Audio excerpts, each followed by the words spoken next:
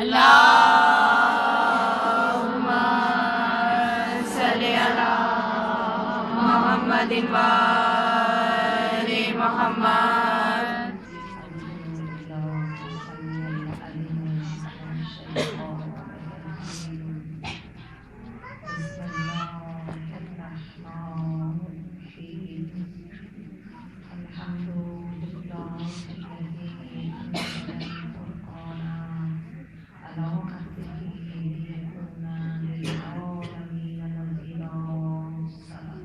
اللہم صلی علی محمد و آل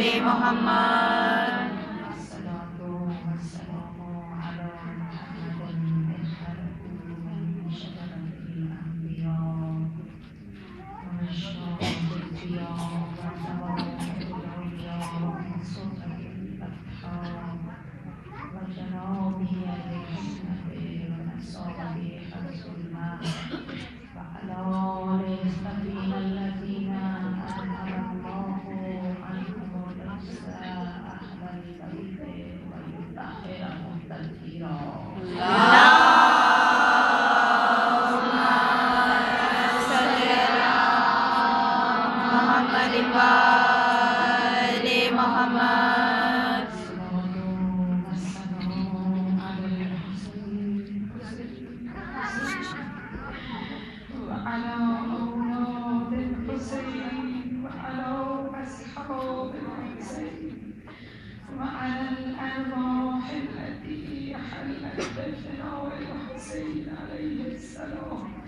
اللهم لك الحمد حمد الشاكرين لك على مصابهم. الحمد لله على عزيم رزيتي. اللهم ارزقني شفاعة الحسين يوم الورود وثبت لي قدم صدق عندك مع الحسين مع أصحاب الحسين. سلام.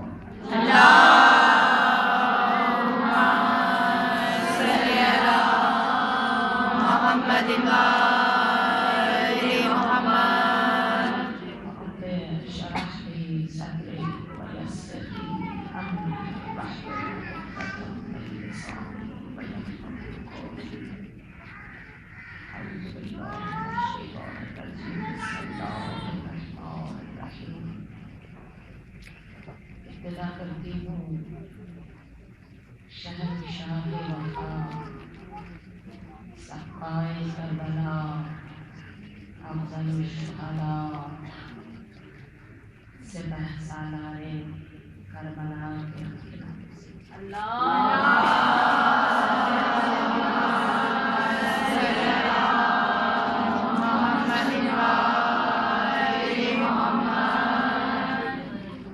کون عباس اپنے تازہ قصیدے کے چند اشعار آپ کی سماعتوں کی نظر کرنا چاہوں گی. نسب سے جس کو ملا منصب علمداری، رگوں میں دوڑتی اجداد کی وفاداری، علی سے جس کو ملی نصرت و نگہداری، اور دعائے حضرت زہرا کا بے مثال ثمر، صدائے فزدق و سنگھارتا جمیل پسر، وہ آرزو کا سویرا وہ فخر شمس و قمر، اور وفا کے شاہ کا سن کر جواز تشنا لبی، فرات آج بھی حیرانیوں کی زد میں ہے، اور تمام دہر میں لہرا رہا ہے اس کا علم. کوئی مراد ہو اس کی عطا کی حد میں ہے، اور جہاں سے دیکھو جدھر سے دیکھو جیسے دیکھو جہاں سے دیکھو نئی دھج سے جگمگائے گا. حسینیت کے افق پر علی کا ماہ تمام ہے، ہر نماز محبت کا وہ درود و سلام. سلام اللہم صلی علی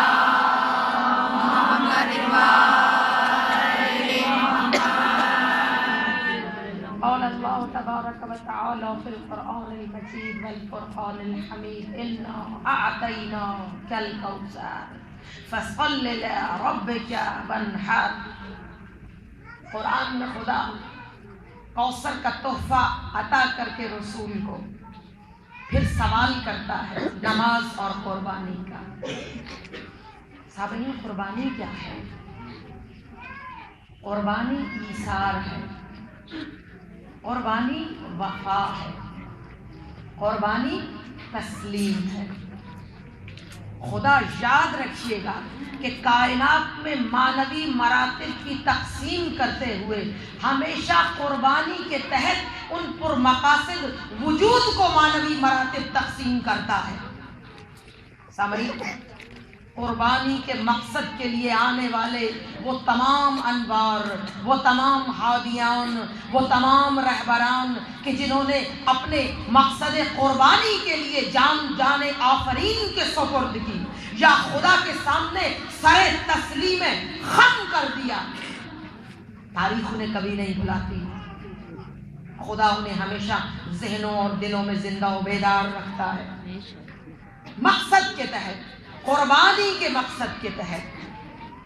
اب آپ کائنات پر نظر ڈالیے، تاریخ کو کھنگالیے، آپ کو مقصدی کردار بہت سے نظر آئیں گے. حضرت ابراہیم نظر آئیں گے، حضرت عیسیٰ نظر آئیں گے، حضرت سلیمان نظر آئیں گے، حضرت آدم نظر آئیں گے، مگر وہاں مقصد صرف مشیت الہی کی رضا کا حصول ہے. خدا کی رضا کے سامنے سر تسلیم خم کرنے کا مقصد ہے. اس مقصد کے تحت جو بھی احادیان و رہبران و اولیاء و نبیان کرام آئے وہ سب اسی مقصد کے لیے آئے. بے شک مقصدی وجود تھے مگر مقصد صرف رضا خدا کا حصول تھا. مگر ہم دیکھتے ہیں کہ کائنات نے قدم آگے بڑھائے، ارتقاء کی منزلیں طے کرتے ہوئی یہ کائنات جب ختمی رسل، ختمی مرتبت، مولائے کل، دانائے سبل، فخر انبیاء، سردار الانبیاء کے دور میں پہنچی تو یہاں مقصد بہت بڑا ہو چکا تھا. بستر نبوت پر سونا، دوسرے لفظوں پہ بستر قتل پر اس نفس مطمئن کا بڑے اطمینان سے سونا صرف رضائے الہی کا حصول نہیں تھا. یہاں پر مقصد بے کران ہو چکا تھا، بڑا ہو چکا تھا. یعنی اس رسول کی جان بچانا مقصود تھی. نعوذ باللہ قتل ہو جاتے رسول. کتنا بڑا مقصد ہے اس بستر سے سونا. صرف رضائے خدا نہیں ہے، اس رسول کو بچانا ہے جو کائنات کی ہدایتوں کا رہبر ہے، جو تا قیام قیامت تک اپنے نور ہدایت سے دلوں کو جگمگانے کے لیے آیا ہے. اگر اس کی زندگی بچانے کے لیے علی بستر قتل پہ سوتے ہیں تو یہ مقصد ابراہیم کے مقصد سے بڑا ہے. مگر مقاصد کا یہ منزل چلتا ہوا کاروان ایک ایسے مقام پر آیا جب ہم نے دیکھا کہ ایک ایسا مقصدی وجود اس کائنات میں ظہور پذیر ہوا جس کے آنے سے پہلے اس کی وفا کے تذکرے موجود تھے. یہ کیسا کردار ہے؟ مقصد کے تحت جتنے بھی کردار تھے وہ لمحہ موجود کے کردار تھے. یعنی بستر قتل پہ سونا تھا، یہ لمحہ موجود کا فیصلہ تھا.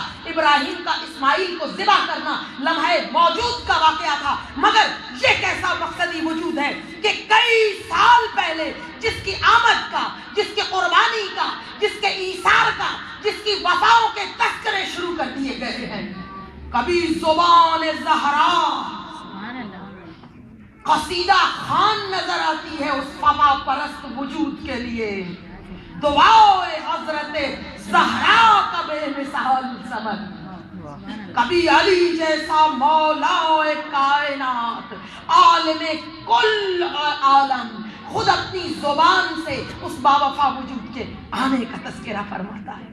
یہ وہ معجز نما وجود ہے جس کے آنے سے بہت پہلے اس کے مقصد کا تذکرہ کائنات میں موجود ہے. اس لیے نہیں عباس کی وفا کائنات میں روشنی کی علامت ہے. دل رکھنے والوں کے لیے روشنی، محبت رکھنے والوں کے لیے، مودت رکھنے والوں کے لیے، ولایت رکھنے والوں کے لیے یہ وفا ایسے ہی سرچشمہ ہدایت نہیں بنی. اس وفاؤں کے پیچھے خدا کے بہت ساری وہ سارے مقدمات ہیں جو خدا نے عباس کے لیے درست کیے ہیں. کیا عظمت ہے اس وجود کی جس کے مقصد کا تذکرہ ان پاک زبانوں سے سینوں میں منتقل ہوا کہ وہ آنے والا ہے. یاد رکھیے گا کہ خدا جب کسی بہت بڑے مقصد کے تحت کسی ایک انسان کو اس عالم وجود میں لانا چاہتا ہے، کسی فرزند عظیم کو بہترین مقصد کے لیے کائنات میں اس نے ظہور دیا کرتا ہے، تو اس کے لیے وہ بہترین مقدمات درست کرتا ہے، جس میں سب سے پہلے مقدمات میں اس کے بہترین والدین کا انتخاب ہوتا ہے. سب سے پہلے خدا بہترین والدین کا انتخاب کرتا ہے. تاریخ پر نظر دوڑائیے، حضرت نوح جیسا اولے العزم پیغمبر، آدم ثانی نجی اللہ پیغمبر، مگر بیٹا بد نفس نکلا ہے. تو معلوم ہوا قرآن خود بتاتا ہے کہ بد نفس بیٹے کی وجہ وہ خائنہ بیوی تھی. تو معلوم ہوا کہ جب بھی بہترین انسان اس کائنات میں آتا ہے خدا اس کے لیے بہترین ماں اور باپ کا انتخاب کرتا ہے. مگر ہم تاریخ کے جھروکوں سے دیکھتے ہیں کہ وہ عظیم وجود جو بہترین مقصد کے لیے آیا، جس کا مقصد کا علم آج بھی کائنات کے سینے پر پوری طاقت کے ساتھ اب تک آویزاں ہے.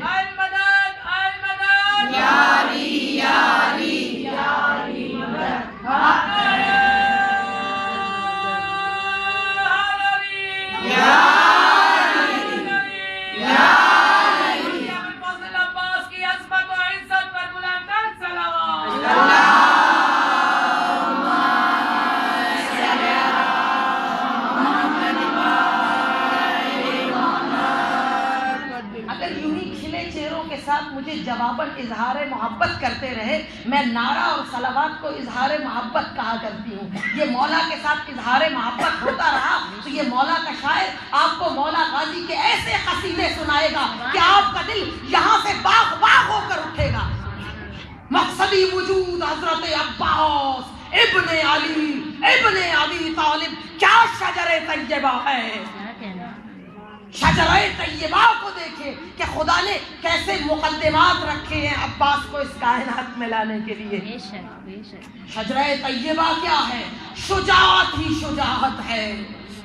علی کو دیکھیے جو بابا ہے، کائنات میں جس کے لیے ندائے غیبی نے سند دے دی کہ لا فتح الا علی، لا سیف الا ذوالفقار.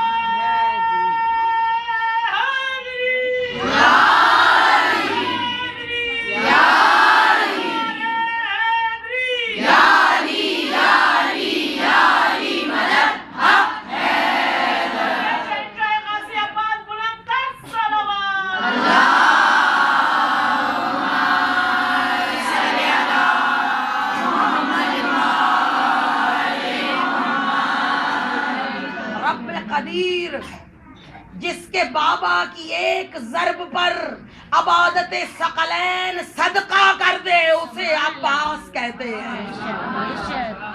کائنات کا شیر غضنفر، حیدر کرار، غیر فرار، قاتل الملحدین، یعصوب الدین کا بیٹا عباس ہے. کیا پرعظمت شجرہ ہے عباس کا. اس سے ایک قدم اور بڑھائیے. میں نے کہا تھا ماں اور باپ کا بہترین انتخاب، مگر یہاں ہمیں نظر آتا ہے کہ خدا کائنات کے اس عظیم وجود کے لیے چاروں طرف، ہر طرف، دور دور تک عظمتیں، شرافتیں، تقدس، نور، طہارت کے حصار کھینچ رہا ہے. بابا تو علی ہے مگر دادا ابو طالب ہے. یہ ورثے میں شجاعتیں منتقل ہوئی ہے عباس کو. ابو طالب کون؟ ارے جس کے قدموں کی دھمک سے کفر کے دل لرزا کرتے تھے، جس کے لہجوں کی کڑک منافقین کے دلوں کو ہولا دیا کرتی تھی. مجھ سے پوچھئے کہ عباس کا دادا کون ہے؟ جو لا الہ کے مشن میں مشن والے خطیب کو ممبر لا الہ پر چڑھانے والا بھی ابو طالب. جس کا گھر اس مشن کے سرمدی اعلان کا پہلا ممبر بھی ابو طالب کا گھر، اور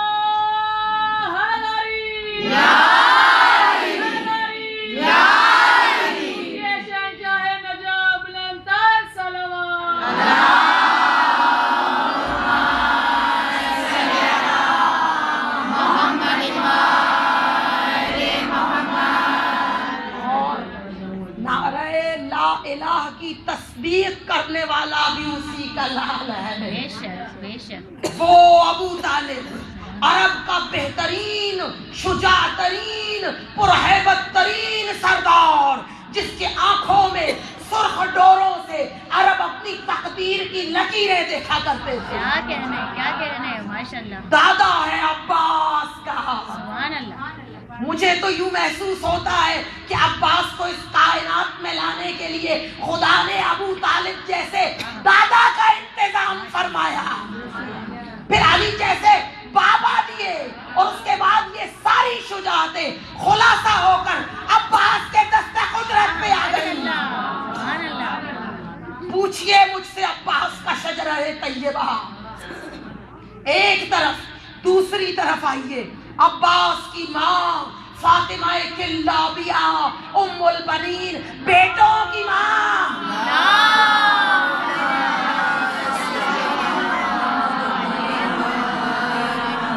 عرب کا شجاع ترین قبیلہ، جس کے وہ عباس کے جس کے نانا کو اشجاع العرب کہا جاتا تھا، پورے عرب کا شجاع ترین آدمی۔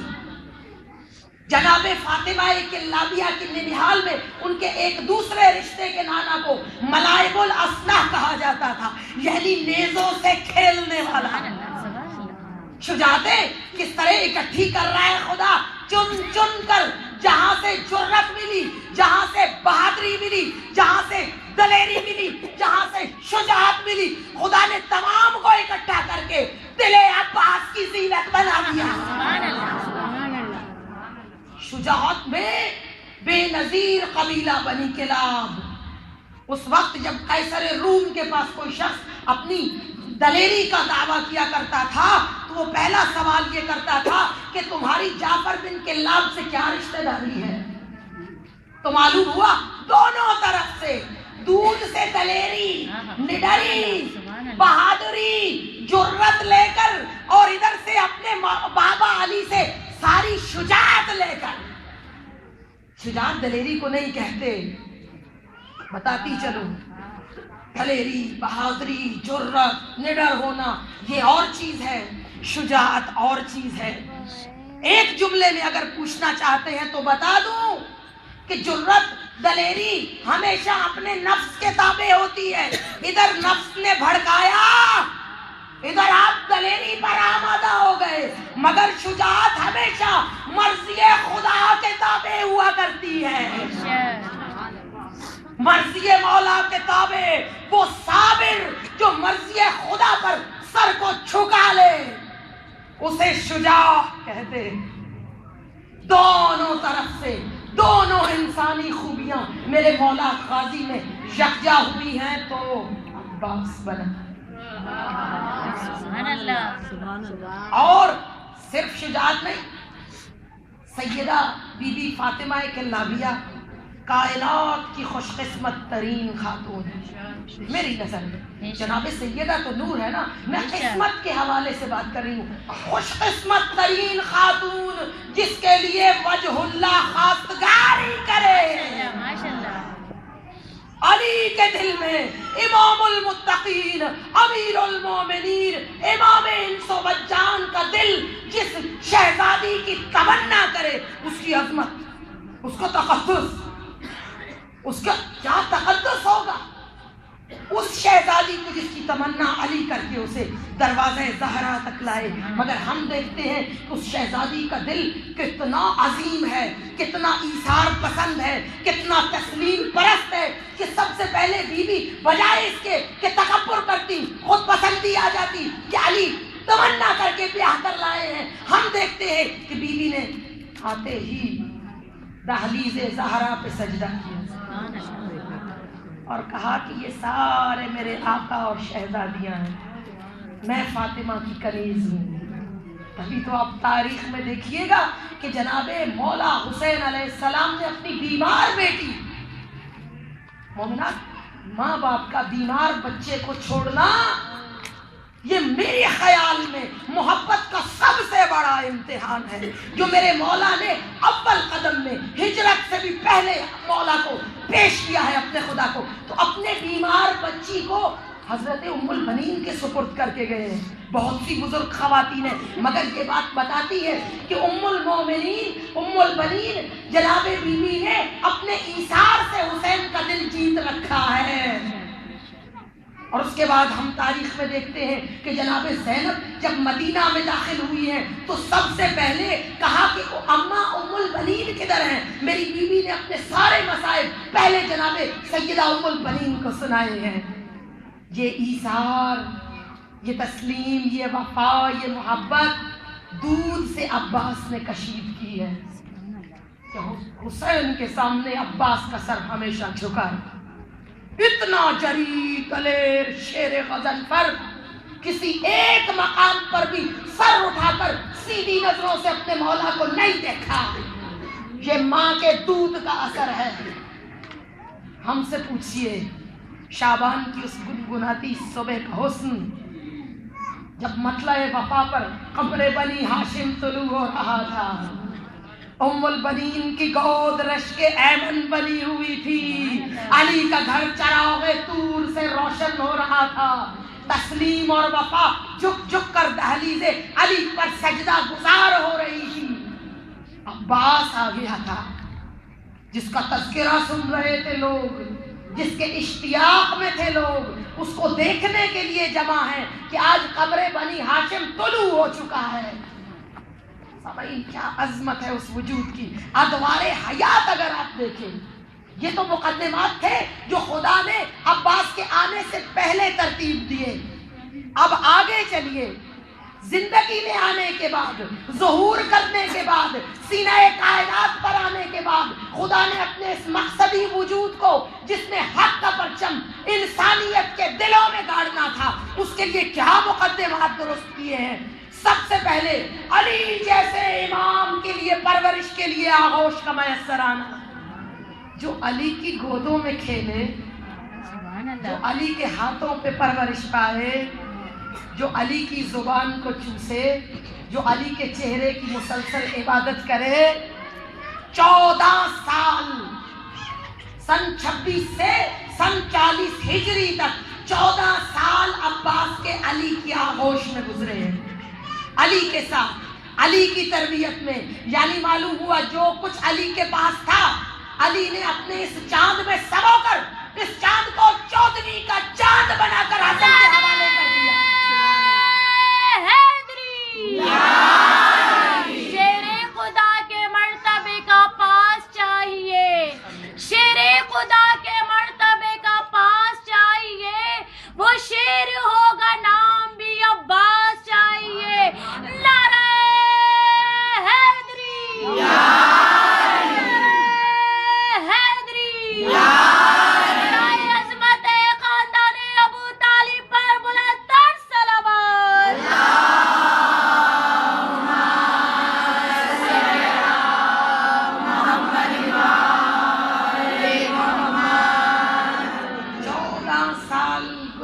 کر یہ چاند 14ویں کا چاند بن کر آغوش حسن میں اترا ہے۔ سبحان اللہ۔ علی نے اسے ماہ تمام بنایا۔ جنگ صفین میں اگر آپ تاریخ کے جھروکوں میں جھانکیں تو علامہ خازمی جو اہل سنت کا بہت بڑا لکھنے والا محقق مفسر تاریخ دان ہے، وہ لکھتا ہے کہ ھذا رجل کامل، یہ تو ایک کامل مرد ہے۔ اور صفین میں جو میرے مولا کی تلوار نے جوہر دکھائے، اگر وقت ہوتا تو آج میں چشم تصور سے آپ کو آپ کے 14 سال کے مولا کی وہ عظیم المرتبت شجاعت دکھاتی، جس کے بعد علی کے لال کو اپنی شجاعت دکھانے کا موقع نہیں ملا۔ صرف صفین جہاں علی کے لال نے اپنی شجاعتوں کے جوہر دکھائے، اس کے بعد صبر ہی صبر ہے عباس کا۔ یہ بہت شجاعت کہا تھا نا، صبر کی دوسرا نام شجاعت ہے.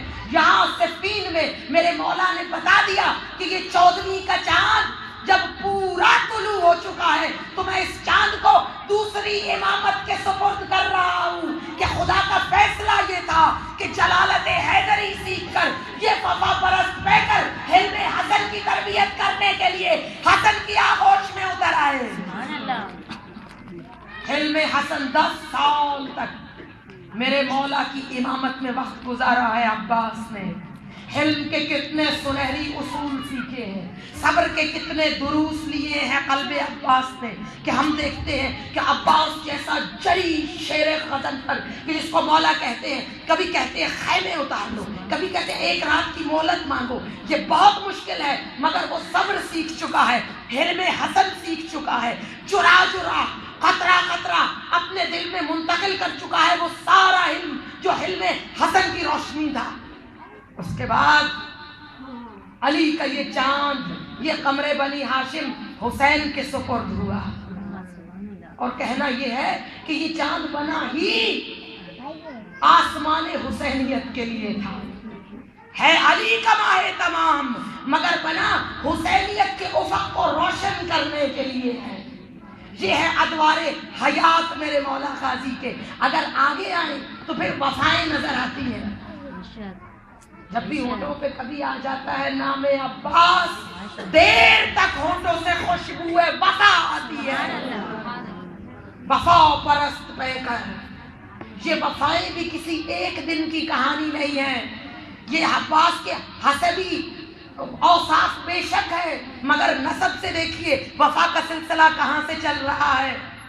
میں آپ کو متوجہ کر رہی ہوں کہ جس سے آپ عشق کرتے ہیں, جس کی محبت سے آپ کا دل دھڑکتا ہے, جس کے عالم پر نظر پڑتے ہی آپ کا چہرے کھل اٹھتے ہیں, آنکھیں بیدار ہو جاتی ہیں, زبانیں قصیدے پڑھنے لگتی ہیں, اس کے پیچھے کتنی بڑی طاقتیں ہیں جنہوں نے مل کے عباس کو بنایا ہے. یہ جو وفا, شہنشاہ وفا, وفا کرنے والے بہت سے ہیں, بہت وفا پرست پیکر ہیں تاریخ میں, مگر وفاؤں کے ساتھ عباس کا نام ہی کیوں جڑا ہوا ہے. بتانا چاہتی ہوں آپ کو کہ یاد رکھیے گا, پہلی وفا, پہلی قربانی حضرت ابراہیم نے دی, خدا کی راہ میں اپنی وفاداری کا بہترین ثبوت دیا. اس کے بعد یہ سلسلہ آل ابراہیم سے چلتا چلتا ابو طالب تک آیا. ابو طالب سے بڑا قربانی دینے والا, وفا کرنے والا کائنات میں کسی نے نہیں دیکھا. وفادار ترین کردار کہ جس نے محمد کی زلفوں کی چمک کو بڑھایا, جس نے اپنی آغوش میں رسالت کو پروان چڑھایا, اور اس کے بعد صاحبان بن کر شیب ابی طالب پہ تنا رہا. وفا ہی وفا ہے ابو طالب کی, رسالت کے ساتھ, دین کے ساتھ, اللہ کے ساتھ, خود رسول کے ساتھ وفا چل رہی ہے, اپنی انتہاؤں کو چھو رہی ہے, مسلسل سفر میں ہے, طاقتور ہوتی چلی جا رہی ہے. یہ وفا علی تک پہنچی تو علی کی وفا ایسی وفا ہے کہ دعوت ذوالعشیرہ سے لے کر مرض الموت تک رسول کا ایک لمحہ بھی نصرت علی سے خالی نہیں گزرا. نصرتوں اور وفا کی داستان ہے علی ابن ابی طالب. یہ وفاؤں کی کہانی لمحہ بلمحہ, سینہ بسینہ, صلب بصلب, منزل بمنزل, نسل بنسل ترقی بڑھتی رہی, ارتقاء کا سفر کرتی رہی, اور تمام وفاؤں کو خدا نے خلاصہ بن کر قلب عباس بنا دیا.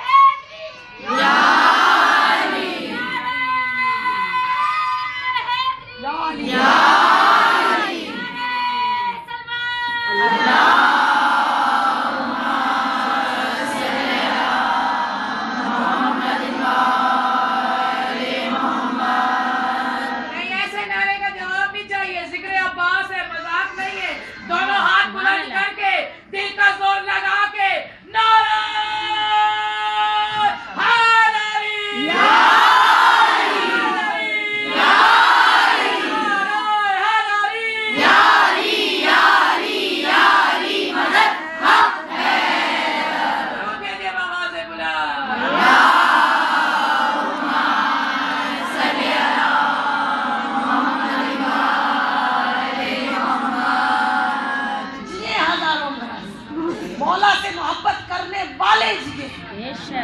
आइए वो हसीन तरीन वफाओं से भरे हुए पैकर को देखिए, इतना हसीन है, इतना राना है, इतना दिलकश है, इतना दिल फरेब है कि अरब वालों को कमरे बनी हाशिम बनाना पड़ा। सामईन ये मत समझिएगा कि अली का बेटा बहुत हसीन था इसलिए कमरे बनी हाशिम बन गया। अगरचे मादी आंखों की यही जरूरत है, हम चेहरों को पूछते हैं, देखते हैं कि हमारे मौला कितने हसीन होंगे, रूह हमारी इतनी बेदार नहीं है कि अपने रूह से अपने मौला के एक एक हुस्न को कशीद करे, तो हम चेहरे के बारे में ज्यादा सोचते हैं। आंखें खुदा ने दी हैं, रंग देखने की सकत रखी है, चेहरे देखने का पैमाना अता किया है, तो हम कोशिश करते हैं कि खदो खाले रसूल या खदो खाले अली या खदो खाले अब्बास को चश्मे तसव्वुर में लाएं। बेशक अली का बेटा बहुत हसीन है, सारे हुस्न जमा हो चुके हैं अब्बास में, इतना कदावर है कि घोड़े पर सवार होता है तो कदम जमीन पे खत खींचते हैं, ये अलग बात। मगर ये लक़ब अब्बास को अपने हुस्न की वजह से नहीं मिला। ये खानदान जो बनी हाशिम कहलाता है, आप इसको आम खानदान मत समझिएगा, ये दीन इब्राहिमी पर कायम वो खानदान था अरब में कि जो 1 to 1 के लिए हमेशा से मशहूर था। एक बीवी और एक शौहर। आप जानते हैं अरब के हालात को कि खातून को मालूम नहीं होता था कि ये बच्चे का बाप कौन है, खुद खातून को इल्म नहीं होता था। उस दौर में 1 to 1 का अगर रिवाज था तो सिर्फ बनी हाशिम में। यहाँ से आप उनकी नजाबत का अंदाजा लगा सकते हैं, यानी बनी हाशिम के सारे मर्दों को पता था कि उनका बाप कौन है। बनी हाशिम बहुत बड़ा कबीला, हुस्न में यकता, शुजाअत में यकता, सखावत में यकता, करम में यकता, जूदो सखा में यकता, जहाँ अब्दुल मुत्तलिब, अबू तालिब और अब्दुल्ला जैसे अनवार मौजूद हो। तो यहाँ पर चांद बहुत से थे। चांदों की तारीख बयान करना चाह रही हूँ। बड़ी मोहब्बत से अपने मौला को चांद कहकर खुश होते हैं।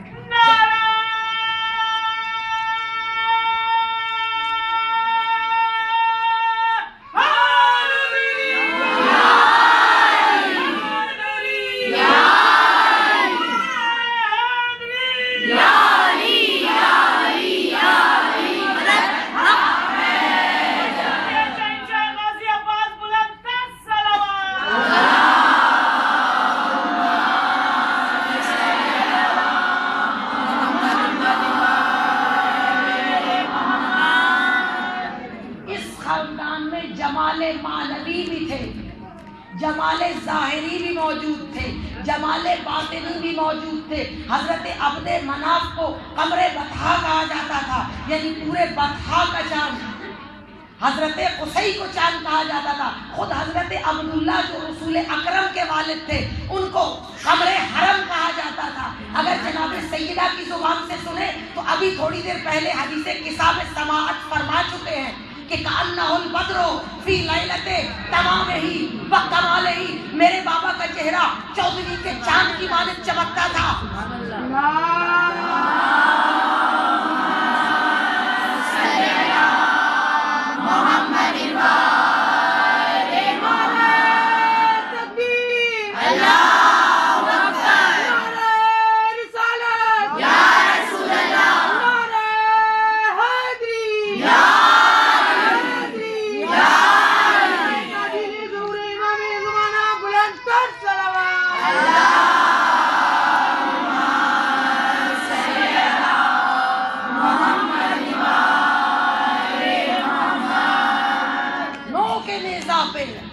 रावी कहते थे कान्नहु कमरियुन ज़हरियुन, हम नोके नेज़ा पे देखते थे गोया 14वीं का चांद निकल आया। मेरे मौला हुसैन को कहा गया।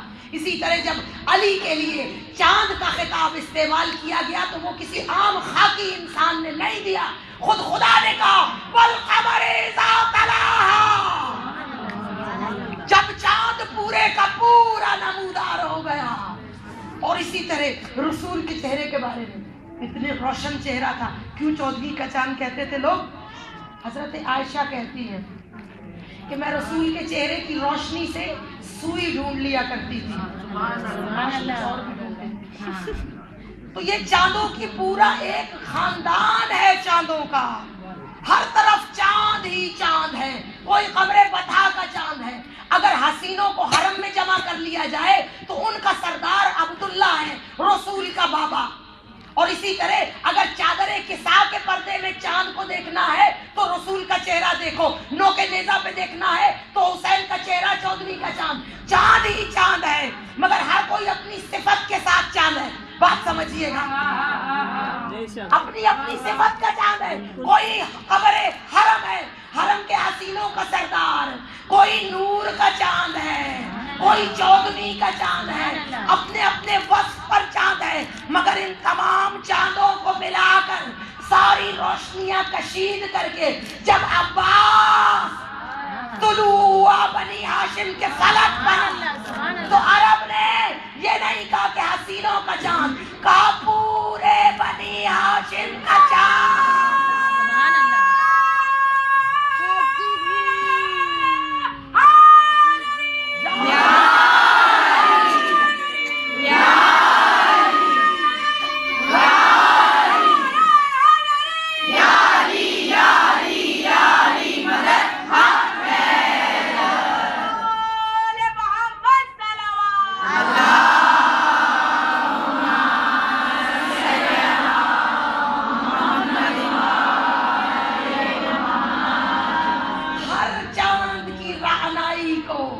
دل فریبیوں کا سمندر بنا لیں تو اس سمندر کو عباس کہتے ہیں۔ خود عرب نے یہ لقب دیا کہ پورے بنی ہاشم میں جتنے چاند ہیں ان سب چاندوں کا چاند عباس ہے۔ کیا عزت ہے، کیا مرتبہ ہے۔ ساقی نہیں ہے عباس، سقا ہے۔ جو عربی جانتے ہیں وہ جانتے ہوں گے کہ ساقی سے بڑا صیغہ ہے سقا۔ کیوں؟ یہ پانی پلانا، یہ ساقی کہلانا، مولا کے علم کے ساتھ مشق کا بالکل وابستہ ہو جانا، یہ کوئی ایک دن کا واقعہ نہیں ہے کہ 3 دن کربلا میں رہ کر عباس نے پانی کے ساتھ رشتہ جوڑ لیا، ایسا نہیں ہے۔ یہ ساقی گری کی روایت بھی بہت قدیم ہے۔ خدا ساقیوں کے قبیلے سے ساقیوں کے سردار کو بلانا چاہتا تھا۔ بہت ساقی، حضرت ابراہیم اور حضرت اسماعیل، سب سے پہلے چشمہ زمزم، آج تک لوگ اس سے سیراب ہو رہے ہیں۔ عباس کے جد حضرت اسماعیل کے قدموں سے نکلا، اتنا بڑا ساقی ہے کہ آج تک لوگ اس پانی سے سیراب ہو رہے ہیں۔ صرف سیراب نہیں ہو رہے، صحتیاب بھی ہو رہے ہیں، کیونکہ وہ مشکل کشا کے جد کا چشمہ ہے، وہ صحت دینے والے، وہ مشکلوں کو درگزر کرنے والے کے باپ کا چشمہ ہے۔ پھر ساقی گری آگے بڑھتی ہے۔ حضرت قصی بہت بڑے ساقی مشہور تھے، حاجیوں کو شیریں پانی پلایا کرتے تھے۔ اس کے بعد ہم آتے ہیں حضرت عبد المطلب کی طرف۔ حضرت عبد المطلب، تاریخ یہ بتاتی ہے کہ وہ چشمہ زمزم جو بند کر دیا گیا تھا، حضرت ابراہیم کے جو دشمن تھے، جو دشمنان دین ابراہیم تھے، انہوں نے چشمہ زمزم کو بند کر دیا تھا۔ حضرت ابو طالب نے خطیر رقم لگا کر اس چشمے کو دوبارہ تجدید کیا، دوبارہ چشمہ نکل آیا۔ پھر اسی اپنے جد کی اس سنت پر عمل کرتے ہوئے عبد المطلب نے پھر پیاسے ہونٹوں کو سیراب کیا۔ ساقی گری آگے بڑھی، حضرت ابو طالب تک پہنچی۔ کیا عظمت ہے ابو طالب کی، مجھے سمجھ میں نہیں آتا۔ سمجھ یوں آتا ہے کہ جس کی گود میں خدا نبوتوں اور امامتوں کی سرداریاں رکھ دے، جس کے بیٹوں کے علم کائنات میں دہر میں لہرا رہے ہوں، جن کی بیٹیاں چادر عصمت کی امین بن چکی ہوں، اس کی کیا عظمت ہوگی۔ حضرت ابو طالب، عربی میں حضرت ابو طالب کو ابو طالب نہیں کہتے تھے، ساقی الحجیج کہتے تھے۔ کلید بردار کعبہ سردار کو لوگ ساقی الحجیج کہہ کر پکارا کرتے تھے۔ عرب میں سامعین، جس شخص کی جو بھی نسبت بہت زیادہ ہو جائے، جو اس کا بس بہت ترقی کر جائے، عرب والے اس کو اسی نام سے پکارنا شروع کر دیتے ہیں۔ جیسے جناب زینب کے شوہر حضرت عبداللہ کو بحر الجود کہا جاتا ہے، یعنی سخاوت کا دریا۔ اسی طرح سے ساقی الحجیج، کیوں؟ میرے مولا نے 4 کنویں کھدوا رکھے تھے حاجیوں کے لیے. حاجی کون؟ اللہ کے مہمان. اللہ کے مہمانوں کے لیے ابو طالب نے 4 کنویں کھود رکھے تھے. اور حج کے دنوں میں حضرت ابو طالب ان کنووں کو دودھ اور کشمش سے بھر دیا کرتے تھے. آج کوئی ایسا ساقی دکھا دو. کنواں کیا ہوتا ہے؟ کوئی آپ کے یہاں جو بڑی بڑی سبیلیں لگائی جاتی ہیں، نمائش پر بہت بڑی سبیل لگتی ہے، یہ نمائش کی سبیل نہیں ہے. ذرا سوچئے کہ کنواں کیا ہوتا ہے. اس کا پانی تحت الثری تک جاتا ہے. ارے وہ سردار کتنا بڑا ساقی ہے جو تحت الثری تک دودھ اور کشمش ملا دیا کرتا ہے. یہ 4 کائنات کی بڑی سبیلیں. ارے اس کا باپ ہے جو ایک پیالے میں کھانا پیش کرتا ہے، 1000 لوگ کھاتے چلے جاتے ہیں. یہ ہے دسترخوان بیٹے کا. اس کے باپ کی برکت ہے کہ کنویں دودھ اور کشمش سے بھرے ہوئے ہیں. لوگ ساقی الحاجی. یہ عظمت ہے. اور اس عظمت کی وجہ سے شاید خدا نے دیکھا کہ اے ابو طالب، تو نے میرے مہمانوں کو سیراب کیا، کرتا رہا، ساری زندگی کرتا رہا. میں تیرے بیٹے کو ساقی کوثر بناتا ہوں. اس دنیا میں بھی پلائے گا، اس دنیا میں بھی سیراب کرے گا. ساقی کوثر، دونوں جہانوں کا سیراب کرنے والا. یاد رکھیے کہ پانی پلانا کائنات کی سب سے بڑی عبادت ہے. تبھی تو علی کے صرف چہرہ دیکھنا عبادت ہے کہ یہ ساری عبادت علی کے دست قدرت پہ موجود ہے. تبھی تو علی کے اس ہاتھ کی ایک ضرب کو عبادت ثقلین سے افضل قرار دے دیا جاتا ہے. تو سامعین، یہ ساری ساقی گری، پانی پلانے والوں کا قبیلہ سفر در سفر ارتقاء کے منازل طے کرتا ہوا، یہ ساری ساقی گیری خلاصہ ہو گئی ہے عباس میں. اس لیے ساقی سقا بن گیا. یہ سارے حسن. ذرا سوچئے گا، آج اپنے مولا کی شخصیت کے بارے میں شعور حاصل کیجئے کہ خدا نے کیا اہتمام کیے ہیں عباس کے لیے. یہ کوئی چھوٹا کردار نہیں ہے. ہم حیران ہوتے ہیں کہ مولا کا علم، مولا کی وفا، مولا سے محبت کیوں اتنی طاقتور ہے. اسے خدا نے طاقتور کیا ہے. یہ جو علم ہے، جو کسی سے نہیں جھک سکتا، کسی علاقے کا قیدی نہیں ہے. ارے جتنا بڑا علم ہے امریکہ کا، ہوا کرے بھلا میرے ملک میں اپنا علم لہرا کے دکھائے. ممکن نہیں ہے. جتنا طاقتور علم ہو اس کی حد اور حدود موجود ہیں، مگر یہ ایک ان علمداروں کے قبیلے کے علمدار کا علم ہے جس کے لیے کوئی وقت مخصوص نہیں ہے، کوئی خطہ مخصوص نہیں ہے، کوئی ملک مخصوص نہیں ہے، بلکہ میں یہ کہوں کہ یہ تو بنا ہی دلوں میں نصب ہونے کے لیے.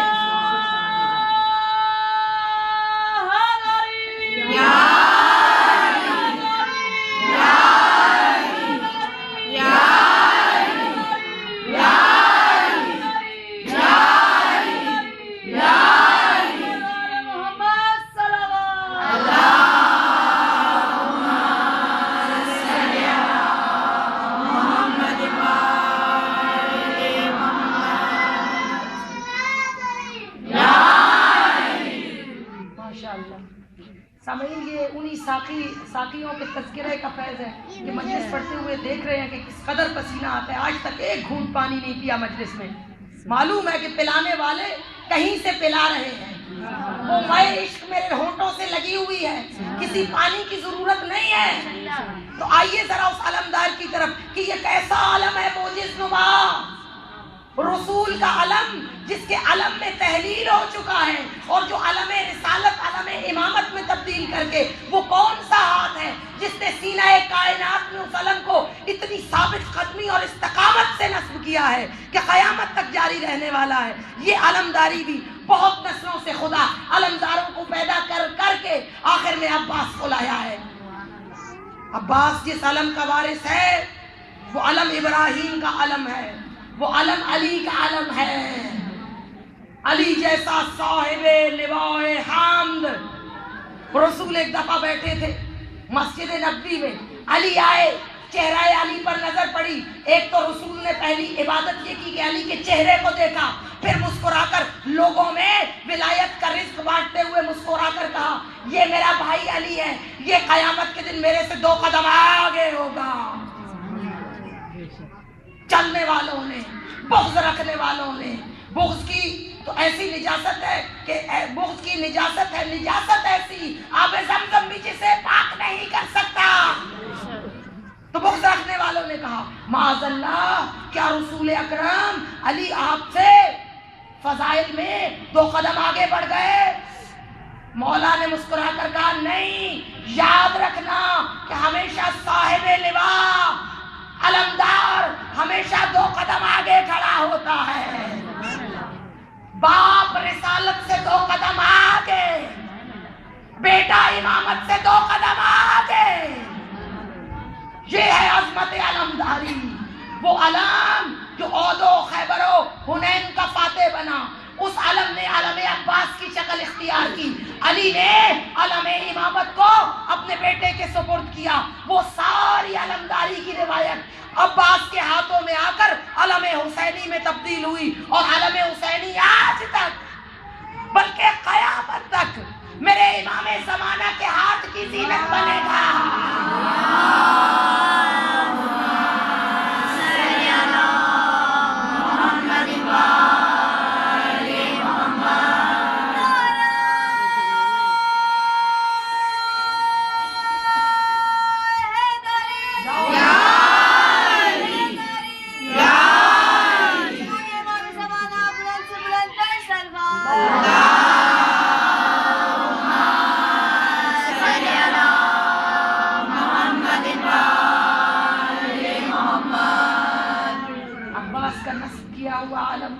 دوبارہ میرے مولا امام کے ہاتھ میں آئے گا، ہمارے حصے کا امام، ہمارے عہد کا امام۔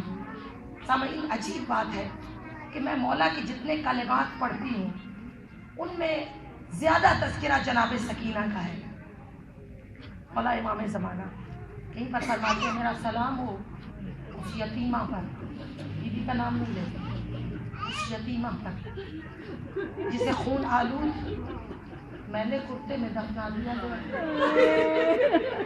کبھی کہتے زیارت نہیں، میرا سلام ہو اس یتیمہ پر جس کے بابا کے جانے کے بعد جس کے رخساروں کے رنگ تبدیل ہو گئے۔ کیوں؟ آج اپنے مولا کے لیے بھی دعا سنا۔ ہم اپنے مولا کو نہیں روتے، ان کو معلوم نہیں ہے کہ مجلس میں ایک خاتون نے کہا کہ امام سجاد خون کے آنسو رویا کرتے تھے، ان کے بارے میں بتائیں۔ میں نے کہا میں آپ کو یہ بتاؤں کہ اس وقت اس لمحے موجود میں بھی آپ کا ایک امام ہے جو خون کے آنسو رو رہا ہے۔ کتابوں میں لکھا ہے کہ امام زمانہ خون کے آنسو روتے ہیں۔ کیوں؟ عراق کی خاتون تھی، کسی عالم نے اس کو بتایا کہ 40 دن کا ایک عمل ہے، کر لوگی تو کربلا کا منظر دیکھنے کے قابل ہو جاؤ گے۔ اب وہ خاتون مسلح پر ہے، 40 دن پورے ہوئے اس کے، ابھی وہ ذکر سے فارغ نہیں ہوئی کہ منظر نظر آنا شروع ہو گیا۔ مگر اس عمل کے جواب میں مولا حسین کی شہادت خدا نہیں دکھاتا کبھی کسی کو۔ شہادت ہی ایسی، وہ عورت جس نے منظر کربلا کا پہلا نظارہ کرتے ہی دیکھنے والے اس کے گھر والے یہ بتاتے ہیں کہ جب ہی وہ اس کی نظر پڑی ایک چیخ فلک جگہ فلک کی، عورت وہیں پر مر گئی، برداشت نہ کر سکی پہلا منظر کربلا کا۔ شاید وہ کون سا منظر تھا جو اس بیوی نے دیکھا، برداشت نہ کر سکی۔ اور کتابوں میں لکھا ہے، روایتوں میں درج ہے کہ مولا امام زمانہ چونکہ منتخب خون حسین ہے، سو جبرائیل 10 مرتبہ دن میں آ کر میرے امام کو کربلا کا منظر دکھاتے ہیں۔ اس لیے آپ کا مولا خون کے آنسو روتا ہے۔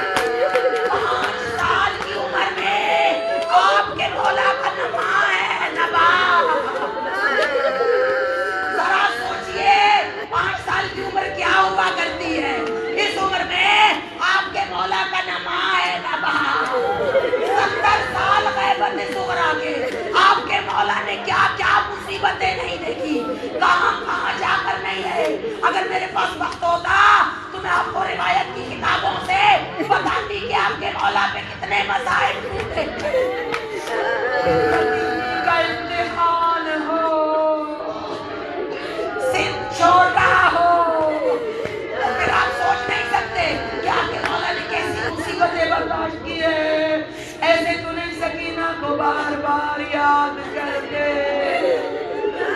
अपनी यतीमी को याद करते हैं मौला। आज 1400 साल गुजर गए, मादी ऐसे ही तन्हा है, आपका इमाम अभी तक तन्हा है। काश काश हमारे पास आ जाए मौला, हम अपने मौला की दिल की तशफ़ी करें। मेरे मौला को नमाज़ शब के बाद उनके बाबा का पुरसा जरूर दिया करें। उस माँ का पुरसा भी जो 3 साल की उम्र में छोड़कर चली गई, 5 साल की उम्र में बाबा चले गए। पूछा करो मौला ये रातें कैसे गुजरी, पूछिए हुसैन से। माँ चली गई थी, मौला कई बार रात को उठते थे, रोते थे। ज़ैनब अपने मौला का सर आगोश में रखकर सुलाती थी। जरा अपने मौला से पूछा करो, नमाज़ शब पढ़ते हैं तो किसी दिन रोते हुए कहा करे मौला कौन था जिसने बहलाया, कौन था जिसने जख्मों पे मरहम रखा। मौला क्या बनी आपके साथ, कभी पूछा है? पूछ के देखो कि मौला क्या बना आपके साथ। 1400 साल से मौला वही यतीमी, वही तन्हाई। ये जरूर पूछा करें जो बार बार कहते हैं मेरा सलाम हो उस यतीमा पर, मेरा सलाम हो उस मजलूमा पर, मेरा सलाम हो उस महरूमा पर। वो महरूमा पानी से महरूम है, मगर ये इम्तिहान सकीना से बड़ा इम्तिहान अब्बास पर है। साकियों का बेटा, कायनात को पानी पिलाने वाला, सारे पानी जिसकी शहंशाही में हो, 3 दिन तक हुसैन जैसे आका की लाडली बेटी हवा पकड़ पकड़ कर कहती रहे चचा पानी तो ला दो। आपको मालूम नहीं है बेशुमार जख्म थे अब्बास के जिस्म पर, मगर खुदा की कसम वो जख्म इतने अज़ियतनाक नहीं थे। इससे बड़ी अज़ियत ये थी कि 3 दिन गुजर चुके हैं, सकीना ने कितनी दफा मेरी हवा को पकड़ के मुझसे पानी का तकाजा किया है, मगर मैं पानी नहीं ला सका। तभी तो अली का शेर पानी में सो गया, कहा मौला ले न जाना सकीना के पास, सकीना से शर्मिंदा हूँ। दिल खोल कर पुरसा दो उस शहंशाह को जो खुद साकी है मगर सकीना को पानी न दे सका। खुदा की कसम इससे बड़ा जख्म अब्बास के जिगर में और कोई नहीं है। याद रखना पानी नहीं था अब्बास के पास, कढ़ाई में सो गया, मगर करबला में लोगों ने देखा कि अब्बास खैमे में नहीं था। सारे मकबूल हुसैन के साथ एक अब्बास दूर तराई में सो रहा है।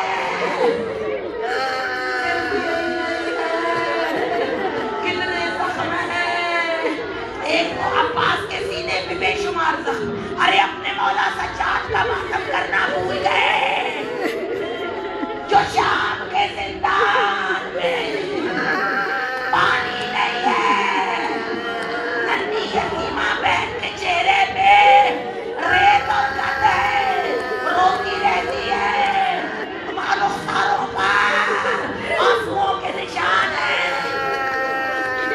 शरीर के पास इतना पानी नहीं है कि उन रुखसारों के आंसुओं के निशान को मिटा। हाय मेरे मौला की गरीबी, हाय मेरे गरीब मौला के गुरबान।